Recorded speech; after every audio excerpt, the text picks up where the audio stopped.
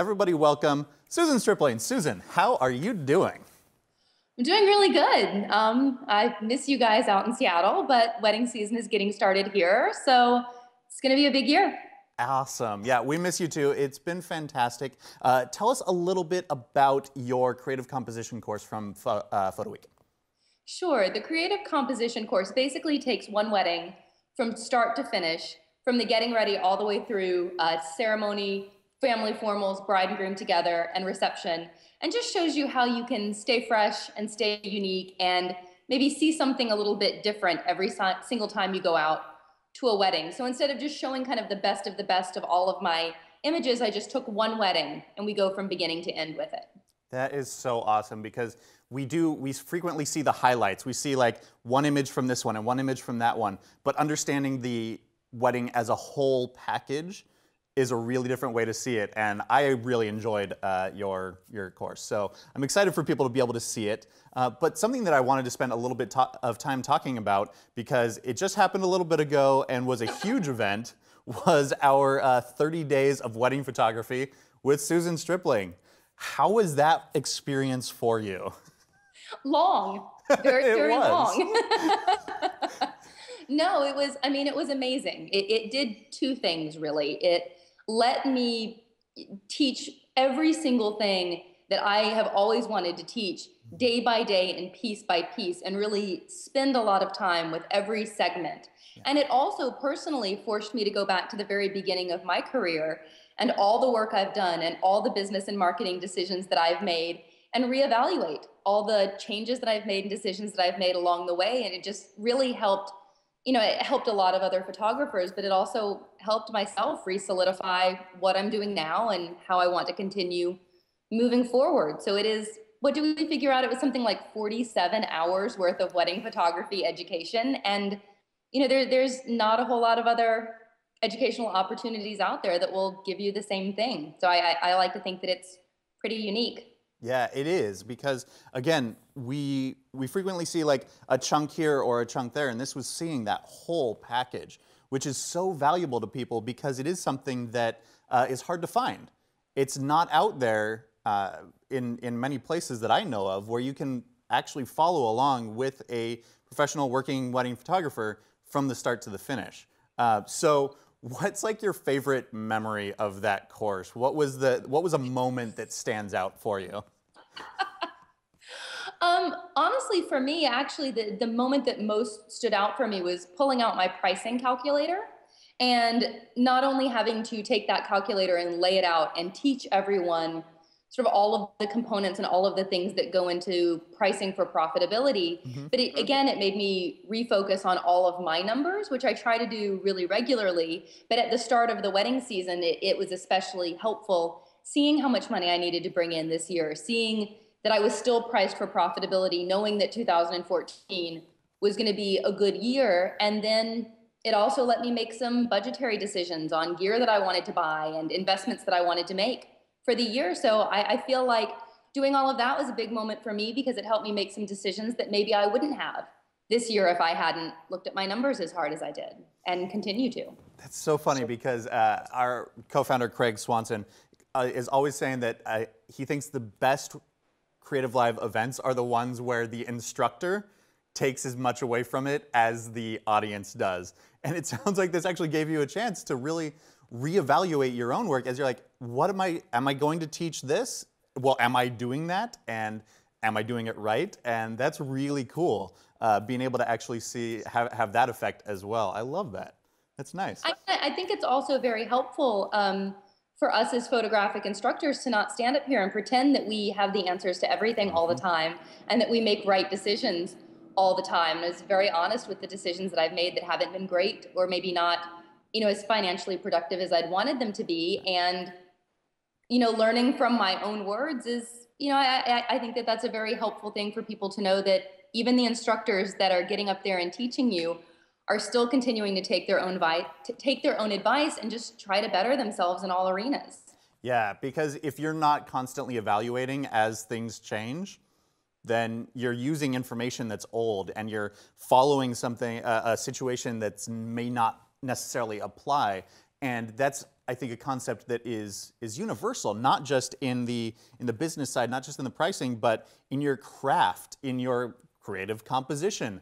Are you still doing something that was stylistically appropriate 10 years ago, but is not what people are expecting now? I mean, it's that question of constant self-analysis that will really drive you to a successful business. So I absolutely agree with you. love that. Okay, so let's talk a little bit about what you've got going on right now. What is new and big in the world of Susan Stripling?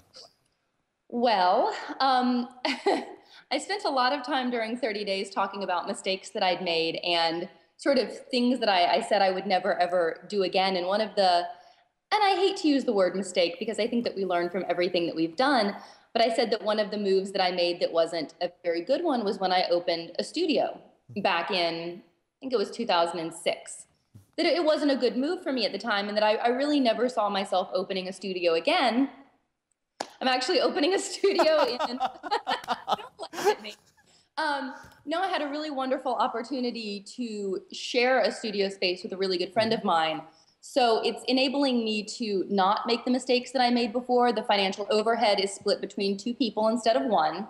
And I know very clearly and concretely what I want to shoot in the space. So I'm not just going into it saying, well, I'll shoot, whatever people hire me to shoot. I have a strong business plan this time. I have an idea of where this is going. And never say never. I can sit here all day long and say I'm never, ever, ever going to do this. But when an opportunity presents itself to serve my clients in a new way, I ran the numbers. I looked at all of the specs and decided to just jump and go for it. So we get into our space officially in May, and the wedding season is started, and just booking some clients and keeping them happy. That's really what this year is about. That's fantastic. I love that. Congratulations on the new space. I love that, again, you're taking your own advice of constantly reevaluating and figuring out profitability. Like, does it make sense numerically for me to be in this studio space? Yes or no? Trying it out. I love it. Okay, so a couple questions that we've been asking everyone that we have on, so I love to hear your thoughts on this. First of all, what are some of the questions, you teach a lot, what are some of the questions that you hear a lot from other wedding photographers? A lot of wedding photographers actually want to go back to the basics and talk about what's in your bag. Everybody's really interested in the gear that you're bringing to a wedding, the things that you're using to make the images that you are. I just bought a new Nikon D4S, which is my newest tool, which is super exciting. It's kind of the best camera I've ever owned. So I'm really enjoying that. Awesome. Yeah, it's awesome. like magical. It's beautiful. And a lot of times the other question that I get asked most often is, where do I get inspiration?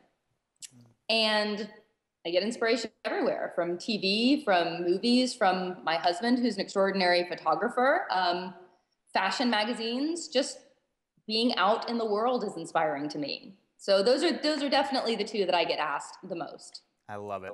And then one other question that I'm sure you get asked a lot also, what is something that you wish you had known when you first started out your wedding business? 2 things, actually. First and foremost, that this isn't a hobby, that this is a business. And going into it and thinking, oh, I'll just take some really pretty pictures at weddings and people will give me money for it. That's a great idea, and that's why we all get into it. But I wish I'd started it more as a business from the beginning and less as more of like a creative hobby. I think a lot of people miss out on the business aspects until they've been in business for a couple of years and have to go back and kind of scramble. The other thing that I wish I'd done is not cared so much about what other photographers were doing or what they thought about what I was doing, but to put my head down and keep on going. It's really important to stay on top of what the trends are, just so you know what everyone's doing around you. But staring at other photographers' work and comparing yourself to what they're doing and, oh my gosh, maybe I'm not as good as they are, I don't know, it'll make you crazy, so I just don't do it.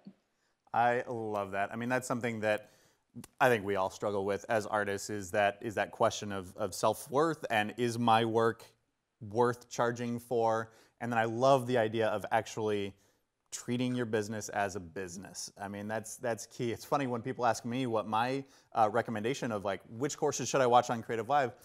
90% of the time, I'm like, check out the business courses. Check out the courses that talk about how to run your photography business as a successful business. Like, you have to master the craft, no question.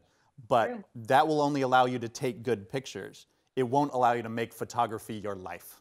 Absolutely. And I mean, CreativeLive has so many classes, not even in the photography realm, but just about business and about marketing and about social media. And it doesn't have to say how to run your wedding photography business for it to be a good business class. I wish I'd taken many more business classes that had nothing to do with photography before I ever got started. And I kind of had to learn in the field. And if there's anything that I could do or teach or say or advise that makes it easier for somebody else, hopefully I can help.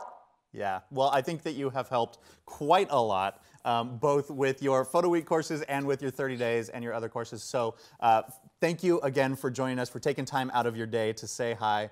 We miss you as well, so it was good to chat with you briefly. Hopefully Aww. I'll get you again soon. Absolutely. All right, thanks again, Susan.